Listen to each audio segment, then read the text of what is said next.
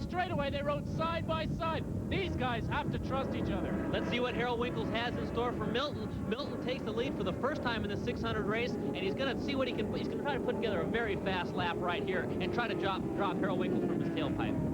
Tell us, Keith, which one of these guys would you want to be riding with? They're both showing their hand now early in the race. Who's going to have the advantage? You can't tell in the wind. They've got a lot of things to battle out there besides each other. Willow Springs is a very tricky track with downhill sections, the uphill sections, the crests, everywhere has got a surprise, a potential surprise in store for the riders, especially riders who haven't been riding this track as long as some. Exactly. We're still looking at 3 locals in the 600 Superstock race. It's not surprising the locals are going to the front. Almost every corner here has a blind exit over the rise, just out of sight. It takes a few laps around here, as we know, to get going fast. And right now, Milton is showing that he's been around here quite a bit. He races with the local club, the ARRA here, and does well in that club. And right now, he's showing just what he can do in a Weir race. You can see those mid-track lines, as we were talking about earlier, through turn 8 and turn 9, because it is something else going through there in the wind. Yeah, you'll have to excuse our cameramen every now and then, ladies and gentlemen. It is blowing. They're up on the top of these stands and trying to hold these cameras steady with the gale force winds blowing, and it's tough. This is where it was a lap ago. Milton still holds a slight advantage, but not very much. Look at Harold Winkles try around turn 1. He's after that first place. He liked it when he was there, and he wants it back. And look at Thomas Montano making real distance on those leaders coming out of turn 1. He's come from way back in the pack. Tom Montano, many of you know him up in the Northern California area, but he comes down to Willow Springs plenty. Runs a 400 down here, runs a 600 down here, and right now it looks like he's got the leaders in sight, but I don't know if he has time to pick them off. Well, I don't know if he does or not, Nick, but Thomas Montano has made a terrific amount of ground on the leaders right now. He came really quite unexpectedly up the back. You can see him there in the background. He's made a terrific amount of distance on these guys. You're absolutely right, Keith. We saw a flash of him. He was right there now with Dana Sadlin, and if he can get by Sadlin, actually Harold Winkles is only another little step in front of him. And we've seen Tom Montano do very well in Weir competition. He's won 400 class races, 600 class races all around the country with Weir. So heck, maybe he can put one together here at Willow. Well, he's got the draft right now on Sadlin, and moving into turn 8 are our leaders. And just look at him go around turn 8. This turn is very fast. All the way around it tightens up. Turn 9 is a much slower turn, as Nick said earlier on. You got to slow down while the bike is all leaned over. Ooh. Harold Winkles getting down the inside. He had a much tighter line. He will suffer in exit speed coming down the straightaway, but then he has the draft. Let's see what happens down at turn 1. It's quite a long straightaway here at Willow Springs. He's sitting tight in the draft right now. You can see the flags blowing in the background there just for an instant, and they are straight out from the flagpoles. The wind is really kicking up now. Winkles very good one on the brakes, Keith. He caught up with Andy, pulled a couple bike lengths in on Andy. Milton gets through 1 just fine and into 2 pretty well, but Harold Winkles isn't letting things go. He's going to run with Milton here and see exactly what it comes down to in the last few laps. Wonder what's going on in 3rd place. We haven't seen a sight of Montano or Sadlin yet, but we'll take a look here to see exactly what 3rd place is as they come down into turn 3. Winkles still trailing. Andy Milton hard on the brakes, flicks it hard left onto his outstretched knee and up onto the balcony. And behind them, we'll take a look and see who we can see. Tom Montano right there, folks, in the bright orange leathers. Bike number 35 is with him. Not quite, but I think he's going to get him in a couple laps if he's got time. Sadlin has dropped back quite a ways, but right now, 2nd place is the place to be at Willow Springs. It is a little bit easier to ride this track in the draft than it is to be pushing all the wind in front of you. That's a good point, and that's exactly where Montano is right now. Going down into turn 8, very fast turn 8. These 600s are flat out. You do not let off the throttle. Probably over 135 miles an hour, full lean. Montano's through. Montano's gone through to 2nd place through the fast turn 8 now. He set his sights on the leader, Andrew Milton. Andrew Milton takes no look around behind him. But look, Harold Winkles has a much tighter line every lap through turn 9. He makes up the ground that the other guys make up in turn 8. Down the straightaway, it's a freight train. Milton leads from Thomas Montano and Harold Winkles. Montano's definitely in the draft, though, and there he is pulling out, trying to get through in the draft at turn 1, and he makes it.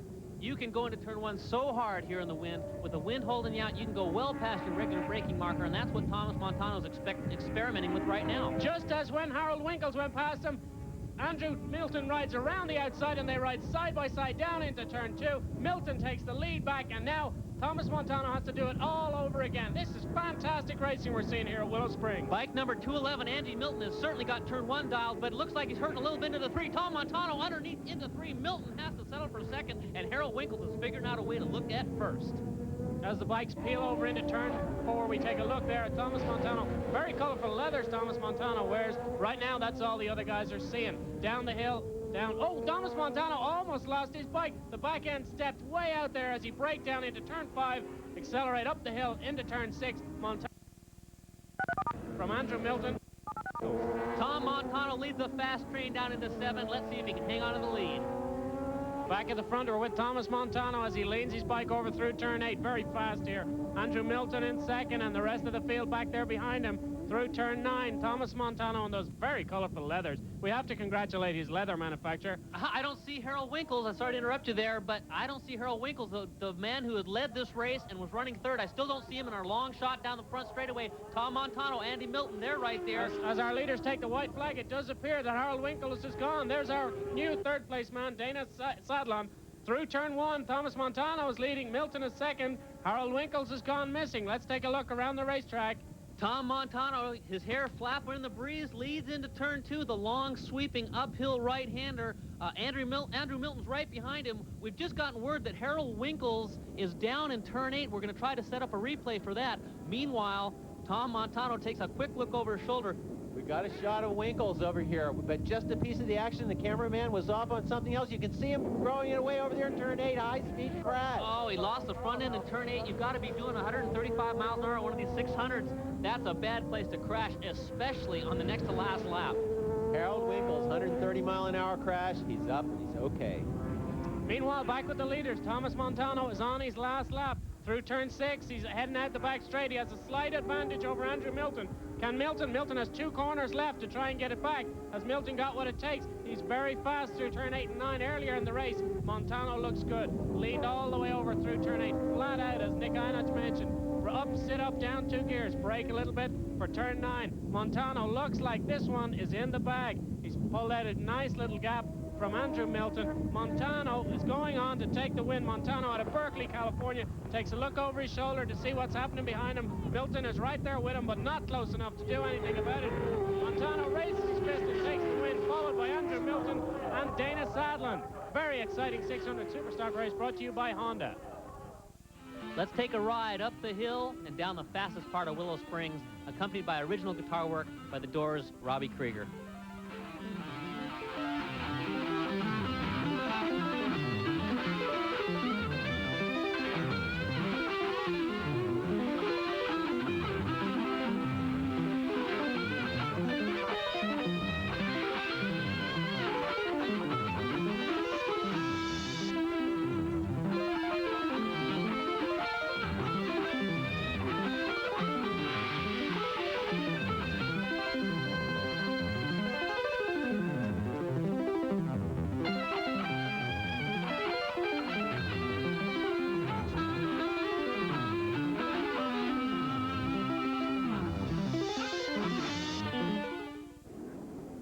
And the green flag goes. The 250cc bikes are away. Alan Scott's in the lead. Our co-host Nick Einach takes second place as they go up into turn 1.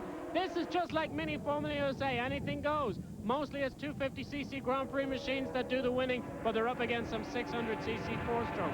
Alan Scott goes out in front. Alan Scott leads into turn 2 from Nick Einach, and right behind him is little Kenny Roberts Jr. on the second Wayne Rainey Racing motorcycle. This is practically as to be expected, Morris. Alan Scott jumping out in front of Nick Einach, that's not to be expected. Nick is definitely the specialist here at Willow Springs. He's won a number of races. He's got the lap record on 250cc TP machines. We see him trying to run it underneath Alan Scott going into turn 3 there up under the balcony. He's tailing him. Little Kenny Roberts Jr. is right behind, though. He is not getting lost, and there is a star-studded field of 250 riders in this Dynetics Formula 2 race.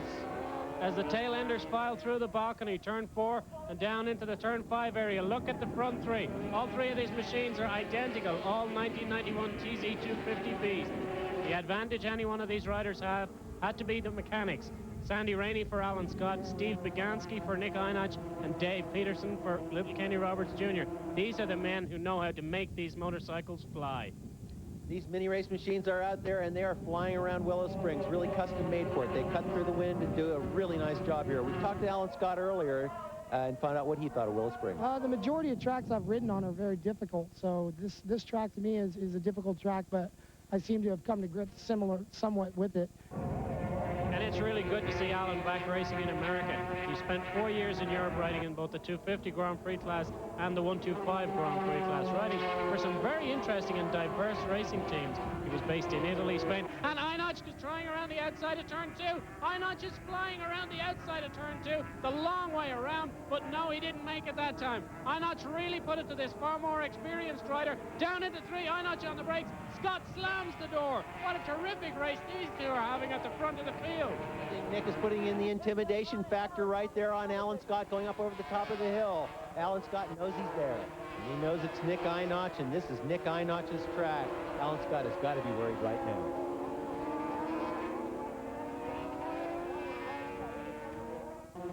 Back on the racetrack, we're in turn 8. Einach is to the inside. Einach goes round on the inside, goes through as though he's on rails, and takes the lead away from Alan Scott as they begin down the front straightaway again. Einach leads from Alan Scott. Now tell me, Keith, in the heat of a race situation, can Alan Scott learn anything from Nick Einach? Oh, it's very possible that he can, but what he might learn is that they're creating a draft for Kenny Roberts Jr. and Danny Walker, who seem to be pulling each other along and closing down on them. You can see them there in the background going into turn 2. Nick has got a lead, and I don't think anybody's going to shake that lead. I don't think Alan Scott can stick with Nick Einach around Willow Springs because Nick is the master. Well, I guess I'd have to be the favorite. I mean, this is my local racetrack, and Steve Bagansky, my tuner, can tune for this track with his eyes closed. Nick, of course, acknowledging two factors that are very much in his favor: track knowledge and a very good tuner. Two things absolute you must have for success. Nick at the moment through turn 7, out in front. Alan Scott, he hasn't quite shaken off Alan Scott. Alan Scott's hanging in there on the Wayne Rainey-owned Yamaha TZ250B. His machine, of course, is prepared by Sandy Rainey, Wayne Rainey's dad. That's right. Sandy Rainey, one of the top tuners in America, actually. Tuned for Bubba Schobert for many years in the dirt. Tuned for Wayne. He's been around. He's actually very respected, although little known in the circles. He hasn't had very much press, but he's definitely Wayne Rainey's dad, and that's something to be proud of in 1991. Take a look here. Alan Scott has been reeled in by his Rainey Racing teammate, Kenny Roberts Jr., who has right on his back tire Danny Walker on another TZ250B. Danny Walker is not letting either of these guys out of sight, and as we speak, with each corner, they're reeling in Scott. They're getting closer and closer to Scott. Look at little Kenny Roberts Jr. He's right on him. He's going to pass his teammate. He's certainly going to try. Try he will. His father here is here, Kenny Roberts Sr. His sponsor is here, world champion Wayne Rainey, and Kenny Roberts Jr. is definitely going to go for a piece of Alan Scott. I think Alan Scott's spirit is broken. Nick Einach has taken off. Master of Willow Springs has blown by these guys, and he's picked up about 2 seconds. You can just see him disappearing out of the corner of the frame, Morris. While Nick has gone out in the front, there's a great battle going on behind him for second place. 3 riders all tied together now. They're coming upon a back marker. Alan Scott is the first to get by. They take varying lines through turn 7. Kenny Roberts takes a look over his shoulder, and Danny Walker gave him a friendly wave. Walker tries around the outside at turn 8, but to no avail.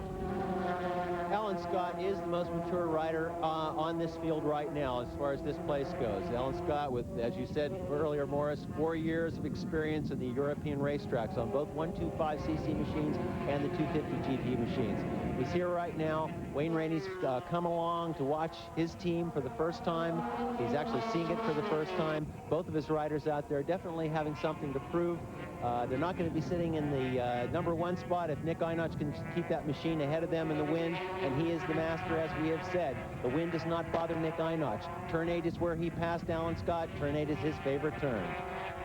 The first time I met Alan Scott, he had just arrived in Europe. He was green and wet behind the ears, and his dad had brought him over there to go Grand Prix racing. His dad, originally a Scotsman, took him over there and spent 4 years trekking around Europe, living in a van, and enjoyed it so much that now Alan is back racing in America. His dad has taken off again. He's off going Grand Prix racing this year. Behind Scott, of course, is Kenny Roberts Jr., Danny Walker, then Michael Graves, then Tom Paris, followed closely by Chris DeLucio and Rick Kirk. And there's a little bit of a ways back to the next rider, who is Donnie Green on the Dianetics-sponsored Yamaha TZ250B. This is a team owned by another of my co-hosts, Keith Code. That's right, Morris. Code Racing has got a Dianetics sponsorship here, and we've really been pleased to have Dianetics along in the show. We just uncrated the bike last weekend, and I'm just real happy to be here. It's a good bike, and it's a good team, and it's our first race, so we're kind of feeling it out, and this will be a way for us to determine how the rest of the season will go. Second, third, and fourth place riders wind their way through traffic. Let me ask you, Keith. Johnny Green mentioned they had just uncrated a bike. How close are these pure racing machines to being competitive right out of the box? These Yamaha TZ250Bs are probably the best bargain in all of racing. For $14,000, you do get a motorcycle in the crate that really works. Keith, we have a rider down in turn 8. Rider down, let me try and figure out who it is. It's Ross Hahn out of Northridge, California. He's sure up and running around, but he doesn't look too good. Well, he got his money's worth out of his leathers, though, Morris. Right now, we're looking at Alan Scott still ahead of his teammate, Kenny Roberts Jr., and Danny Walker coming on. It's not Danny Walker, Keith. Look at the progress of Michael Graves. He's past Danny Walker. He's catching right up onto the heels of little Kenny Roberts Jr. Michael Graves, Chuck Graves' brother. Chuck Graves, the master here. Michael Graves coming along, trying to do his bit, trying to follow right along in his brother's footsteps. Alan Scott still leading this big dice for second place right now. The team Wayne Rainey Racing, Otsuka Electronics machines out there in front in second and third spot. Nick Einach is gone into the sunset. Watch Alan Scott ride through the middle of a corner. He's giving us a telltale sign that he has Grand Prix experience. Watch, he sits up very, very rarely out of the bubble of that fairing. That's a Grand Prix trait right there as he goes into turn 3. Michael Graves goes through into third place ahead of Kenny Roberts Jr. Graves went down the inside of Kenny Roberts Jr. in turn 3. Roberts Jr. tries again around turn 4, but doesn't quite make it. Michael Graves through the third place and now chasing second place man Alan Scott. Well, they got into each other's way. Little Kenny Roberts Jr. trying that inside pass up over the top of the hill. It's a good place to try, but it's a very difficult pass to make because once you start going down the hill, it puts you on a really wide line.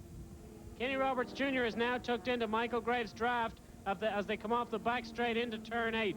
Kenny Roberts Jr. drafting through turn 8 and up to the slower turn 9. I don't think he's quite close enough to make it this time. They're both catching on Alan Scott. Alan Scott hasn't got time to hang around and watch the scenery. Kenny Roberts Jr. trying for every hole he possibly can. You can see him, he went low going into turn 9 there, hoping for a way around Michael Graves, but it was no hope. You need the drive going into the front straightaway. He needed to be out there where Michael Graves was. Michael Graves got the shot down there. Kenny Roberts Jr. followed him in the draft, so he is taking advantage of the draft. Alan Scott is using this his little bit of time that he's made on these guys. He's got into turn 2 pretty well. He's pulled out a little distance. No, he hasn't. Look, Michael Graves has caught up to him in turn 2. Right, Morris. He's picked up, and so is Kenny Roberts Jr. He's in the draft. He's using it. Graves down the inside at turn 3. Will Graves get through? Alan Scott slams the door as they go into turn 3. Michael Graves is very close. This is the race right here for second place. Einach is gone. This is the race we're watching right here. Michael Graves following in the footsteps of his Willow Springs specialist brother, Chuck Graves, the Formula USA rider. We're going to see him today on one of the big Papa Suzukis. Alan Scott in second place through turn 6 there, coming out of turn 6. The front end shaking around a little bit. Alan Scott may be experiencing tire problems into this race. These guys are pushing these tires so hard that they may already be into tire problems. Alan Scott's just pushing, I think, Morris. 250 GP bikes generally do not have tire problems here at Willow Springs. The day is not too hot. Pretty much everybody's on equal Kenny Roberts Jr. has just gone back. Kenny Roberts Jr. around the inside of turn 9 has just taken back third place from Michael Graves. This is a terrific race we're seeing here. Roberts waving to his pit. Graves has gone ahead again. Graves isn't there going back and forth like a ping pong match. Graves is in third place, following Alan Scott in second. Alan Scott really gets a super drive off in turn 1. He pulled about 4 bike lengths. There they are, banging next to each other. Kenny Roberts Jr. looks back and says, don't try that again. I want that space. I want to be right behind my teammate. In fact, I want to be in front of my teammate, Alan Scott. I want to look good in front of my sponsor, Wayne Rainey. He not only wants to look good in front of his sponsor, he wants to look good in front of his sponsor's boss, his dad, Kenny Roberts, who's also here watching. These guys putting up a terrific show here today. Alan Scott holding on to second place, but not by much. Very, very wobbly going up through turn 4. This is the kind of action that we were hoping for in this Formula 2 event. We're a Pro Series. 1991 is bringing you some fantastic competition, and we're looking at it right now with Wayne Rainey's team out in front, Michael Graves bringing up the rear in 4th place. Formula 2 event coming down to the closing stages of the race. Alan Scott has got second place sewn up. The race is for second place. Alan Scott closely followed by Kenny Roberts Jr. and Michael Graves right hot on his tail, all riding Yamaha TZ250Bs, all on on Dunlop tires, and they're running into lap traffic right now. This could make the difference between that second place and who's going to get it. Alan Scott made the best of that lap traffic situation. Little Kenny didn't do so well. That's experience showing. We're coming down to the closing lap of this event. Alan Scott still holding on to second place. Kenny Roberts Jr. looking for his way to get in there. He's in a good position right now. The wind is very fierce out here at Willow Springs today. He's in the drafting position, and he is closing on Alan Scott. He just picked up 3 bikes coming out of turn 1. Morris, what does it look like to you? Little Kenny Roberts is making a charge on the last lap of this race. Has he got what it takes to get around his teammate in the final few corners of this race? He's pointing at him. He's tearing a tear off pipes. He seems very frustrated. Through into turn 3. Little Kenny Roberts is really looks like he's having a lot of fun out there chasing his teammate. Oh boy, oh boy! Yes! He lost the front end big time. That was incredible. He was down and didn't know it. Saved it on his knee. Let's take a look at that once again. The front wheel goes. He rides along on his knee hook. That's a 3-wheeler right there, folks. And he saved it. Wayne's helped us a lot with suspension and just setting the bike up for practice and the race. So, you know, without him, we'd still be struggling with suspension. So it's great help that he's here. There's Kenny Roberts Jr. on his last lap. Let's look for our leader. There he is. Nick Einach wins this Dianetics presented event.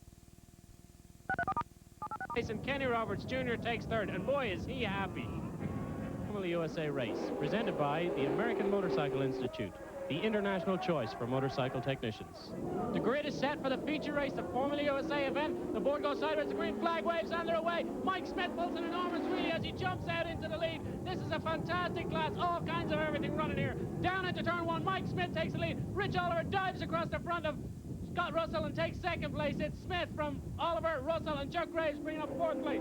Smith through turn 2. Mike Smith carrying that big #1 plate on the Big Papa Suzuki. Formula USA motorcycle road racing, the anything goes class. We've seen nitrous oxide. We've seen 1300cc bikes. Now we're looking at 500cc Grand Prix bikes. Morris Murray, this is fantastic racing. Yes, Keith, and not only a great variety of machines, but also a great variety of riders in this field. Very, very competitive racing. Joining us now in the booth after his terrific win in the Formula 2 event, Nick Einach. Well done. Well, thank you, Morris. It's nice to be back here in the booth, safe away from these Formula USA bikes. I learned a lesson watching Rich Oliver and Robbie Peterson last year running 250s against these big 1100s and now 500s. 250s just can't run with these guys, and watching Smith lead this field through, I'm kind of glad I'm not out there. It's nice to be sitting here out of the wind watching the races. Smith leads through turn 9. Graves has gone ahead. Graves has gone in at 3rd place ahead of Scott Russell, and the rest of the field comes through turn 9 to head down the straightaway and end their first lap. What a terrific race. Mike Smith, we see, completes his first lap. Mike Smith out of Georgia, here to defend his 1990 Formula USA championship, and being followed very closely now by Rich Oliver on the YZR 500. Oliver is reeling him in, but hey, Mike Smith already beat Oliver once today. Mike Smith, the Georgia Jet, out to prove that the 500 GP bikes have not spoiled Formula USA racing. There has been quite a bit of speculation that the 4-strokes might stay home, but the Suzuki that Mike Smith won that #1 plate on is doing him justice right now, although Rich Oliver is definitely catching him. Chuck Graves also moving in very closely now. Even in the early stages of this race, Scott Russell relegated to 4th right now on a lowly 750cc Kawasaki. As we watch Mike Smith twist and turn out of turn 4 down into turn 5, the first 4 bikes really illustrate what Formula USA is all about. We've got 2 1100 Suzukis in the lead 4, a 500cc GP bike, which is a 4-cylinder, 2-stroke machine, and 4th is a 4-stroke 750cc superbike with Scott Russell on it. So Formula USA really puts it all together, and you can see they're all competitive and they're all running near the front.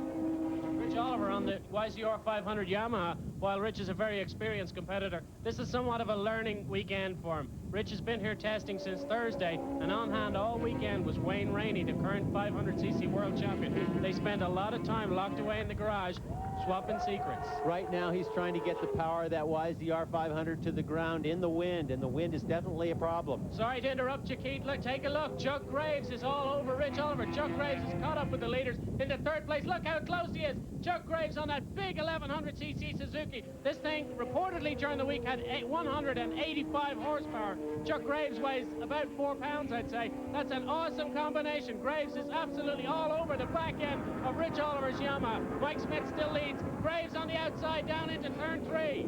He doesn't make the pass this time, but Chuck Graves is the master of what they call the Bakersfield line. Run it up the inside, and I'll get by you any way I can. Chuck Graves, the favorite here, the local hero. He's won more races here at Willow Springs than just about anybody. Right now, he's chasing a lot of machinery. He's chasing the twin to his bike, which Mike Smith is riding, another Big Papa replica, and Rich Oliver on that 500cc GP bike.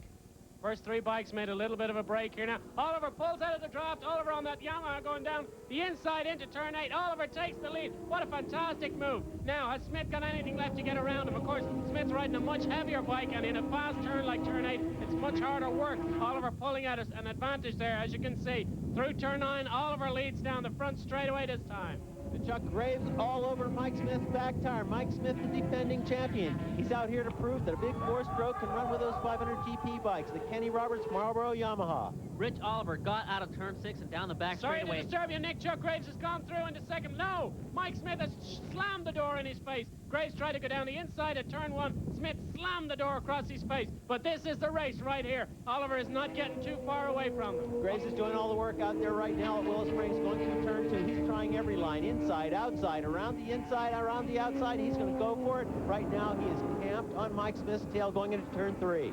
Mike Smith takes a serious look at the inside of Rich Oliver going into turn 3, but keep in mind, folks, that 1100cc Suzuki that Smith is on has got 100 pounds, if not a little bit more, on Oliver's 500. It's going to be hard to outbreak Rich Oliver today. That's right, 265-pound GP machine. You can actually see Rich Oliver carving very precise lines out of the Willow Springs racetrack now, even being buffeted by the wind. You've got an 1100cc machine, probably 100 pounds, probably 110 pounds heavier, plus a heavier rider. Rich Oliver is pretty much of a lightweight. He's about 135 pounds. Mike Smith, pretty big guy out there in that 1100cc. He's probably 165 pounds. There's another interesting thing that's happening here today at Willow Springs. I think the wind has gone through. As we talk, Smith has dived down inside of Oliver in turn 9, and Chuck Graves is trying to ride around the outside. Smith takes the lead. Graves into second. Look at this fantastic racing. Rich Oliver is trying everything he knows. He's back ahead of Graves down the straightaway. Very, very evenly matched machine. Robbie Peterson goes through for 4th ahead of Scott Russell. What a terrific race we're seeing here.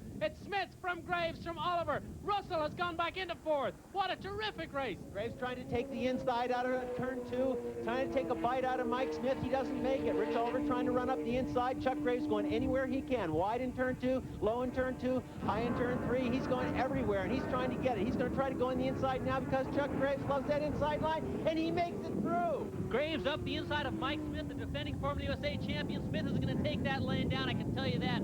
Just about the time I thought Oliver was going to take this race and run, here comes Graves, here comes Mike Smith. Oliver's back in 3rd place, barely on the podium, and Scott Russell probably wants to kick him right off of there. And look back a little further than Oliver. The 2 riders in 4th and 5th place, Scott Russell and Oliver's teammate Robbie Peterson.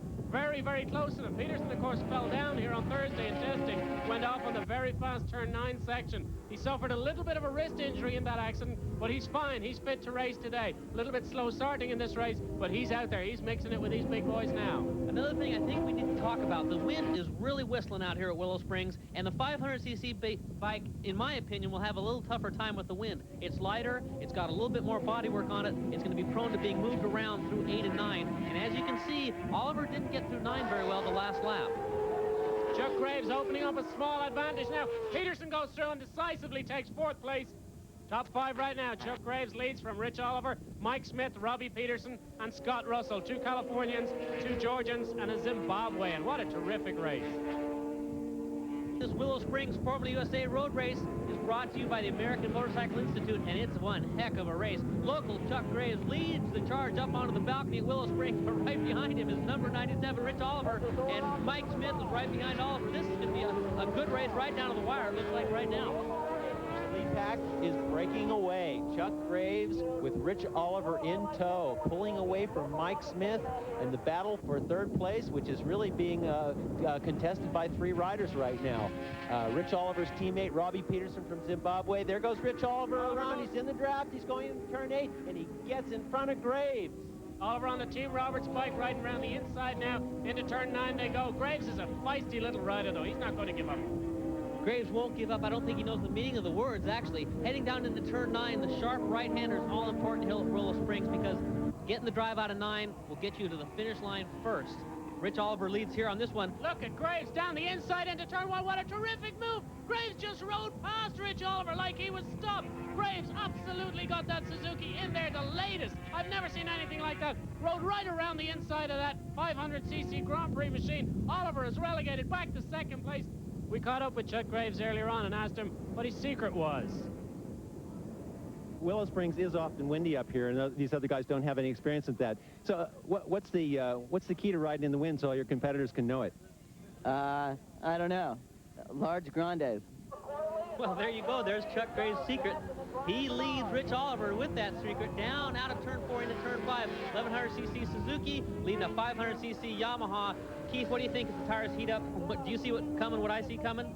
There's no question about it, Nick. Tires are really a factor here at Willow Springs. Willow Springs is one of the hardest tracks in the United States, in fact, in the world on tires. We have seen tire temperatures here higher than Daytona. Rich Oliver just went around Chuck Graves. Oliver is on Dunlop slicks, Graves on Michelin slicks, and it's going to be kind of a war of the tire brands as it comes down to it. It's very warm here at Willow Springs. The sun's been beaten down very hard. Even though the wind is keeping our bodies cool down, that doesn't mean the track temperatures aren't going to be very high. The asphalt will get up in temperature, and I think they're going to start sliding around. And, of course, when things start sliding around, a heavy bike is going to fare worse than a light bike. We've got a lot of factors here today. We can see Chuck Graves on that 1100cc Big Papa machine. He's got his lower fairing off, trying to keep the thing to not be a sail out here at Willow Springs. The wind has kicked up. We're experiencing gusts right now of 40 to 45 miles per hour, and they're coming in there. We don't see them right now. The grass is out there at Willow Springs. Last year we saw the dust. We saw billows and clouds of dust. Another factor that these two riders are already having to deal with is lap traffic around Willow Springs. They're already lapping back markers. The secret to getting around back markers comes down to track knowledge. The guy who knows the track best will know when it's safe to take a different line, to go a little wider in a turn, or to go in a little deeper into a turn to get by the lapped riders. Chuck Graves is, of course, the circuit specialist in this race. Rich Oliver from Northern California wouldn't feel quite as home as Chuck on this circuit. We took a minute and talked to Rich Oliver about the all-important tires. It's going to be a good race. The advantage that we have, hopefully, is that our tires may last a little bit longer than theirs. But those guys are riding excellent. But for me, I just ride the bike the best I can, and if I finish, wherever I finish is where I finish. There is action all over this racetrack in the Formula USA race. There's a shot off the back of Bruce Tebow's bike. You took a look at Robert Miller, and Kent Kunitsugu puts his Formula 2 bike in there. That's a 250 that Kunitsugu's on, and he's hounding Tebow. What a great shot. Action everywhere.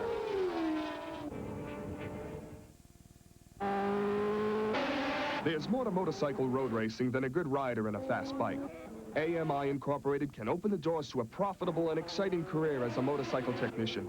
In just 15 weeks, we give you the hands-on training you need. Internationally recognized, AMI is fully accredited and approved for veterans training. Full-time placement and financial assistance is available. Classes begin every 5 weeks, so call toll-free now. It could be the most important phone call of your future. It's a career.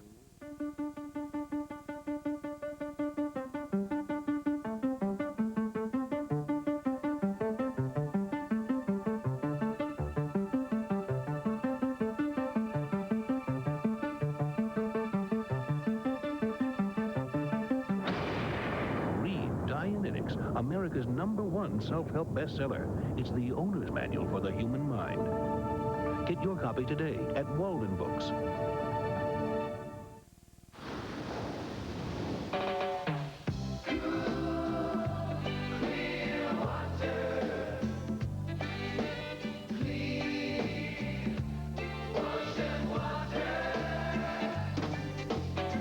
The factory used the chemicals and they blow the waste away. Down the pipes and through the ground they go each and every day. And the water keep on moving under cities, under streets. The river flow back to the sea and back into the chain. We cannot survive without it. Cool, clear water.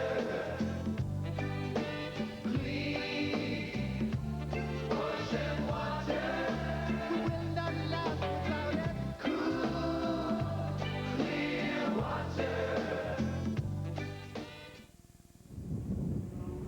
Back with the racing, and take a look. Rich Oliver still leads, but Robbie Peterson is now all over the back wheel of Chuck Graves. Robbie Peterson has steadily come through the field. He started out in about 6th place, and all afternoon he's just ridden through the field. He's now making a pass on Chuck Graves. Peterson goes through, but Graves is dynamite down into turn 1 on the brakes, takes it right back away from Robbie Peterson and holds on to 2nd place. Never ceases to amaze me how Chuck Graves can get that motorcycle in there, nearly 400 pounds, deeper into turn 1 than a 275 or 265 pound machine on one of those 500 GP bikes. I'm shaking my head in amazement. I think Chuck Graves needs to learn some respect for these 500cc GP bikes. He simply doesn't care who's on them, and he doesn't care how much they cost. He's going to run it down into turn 1, and Peterson goes through at turn 3. Peterson has taken 2nd place. Seems to me Chuck Graves has nothing to learn. He's doing a great job out there with these guys.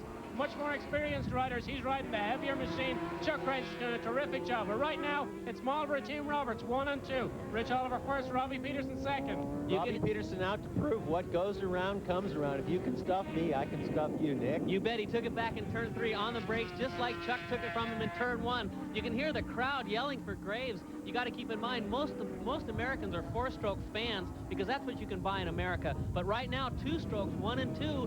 Take a look at the leader, Rich Oliver. He's into turn 9, the final turn on this race course. This is the last lap. Rich Oliver puts it down through turn 9, fast corner, gets it up, gets his exit speed right. He's got plenty of room. Ken Kunitsugu comes through to start his last lap. Rich Oliver goes through and takes the win. Back in 2nd place, it's Peterson. Peterson has taken the advantage. Chuck Graves comes home 3rd in this race presented by the American Motorcycle Institute. It's taken me a while to figure out the 500, and it's a difficult bike to ride, but I thought I would do well this weekend. You know, it's a good fast track, and I've been here quite a bit, but hey, that was a good race. Those 4-stroke guys, they ride really hard. Robbie, you finished 2nd in that race. You had a lot of trouble getting past Scott Russell first, then Mike Smith, and then Chuck Graves. Tell me about the comparison between the big bikes and your YZR 500 Yamahas. Well, obviously the Yamahas are quicker. I think in the wind, we were having a little bit more of a problem with the big bikes were. So, you know, I just basically had to wear them down slowly but surely, and the advantage we have, though, is our bikes are a lot lighter, so the tires towards the end, I think their tires were going off more and ours were hanging in there.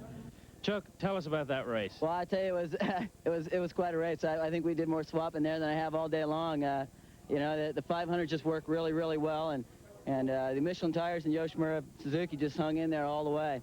I think home track advantage and all the fans out here rooting for me probably helped out a whole lot. Gave me a little extra drive.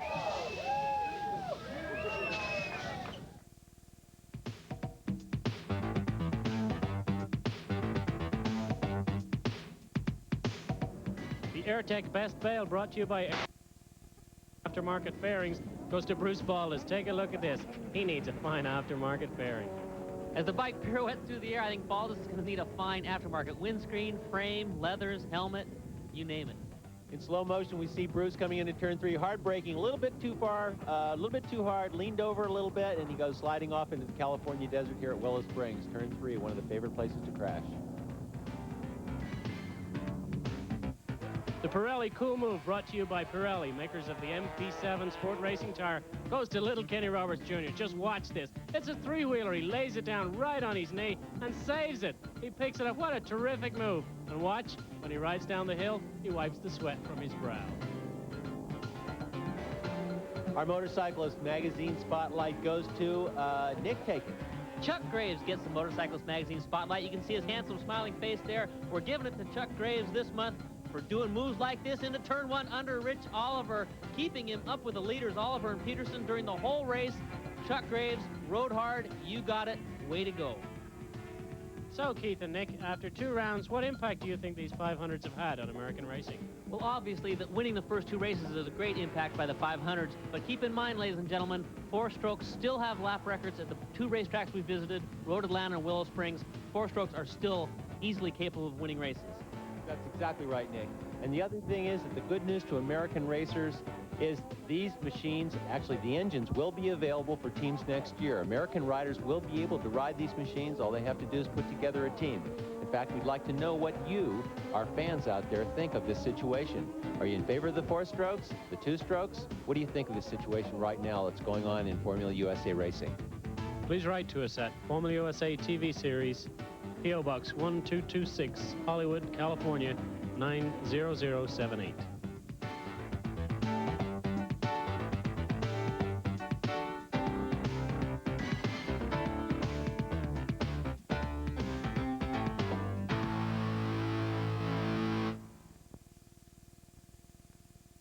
in Australia.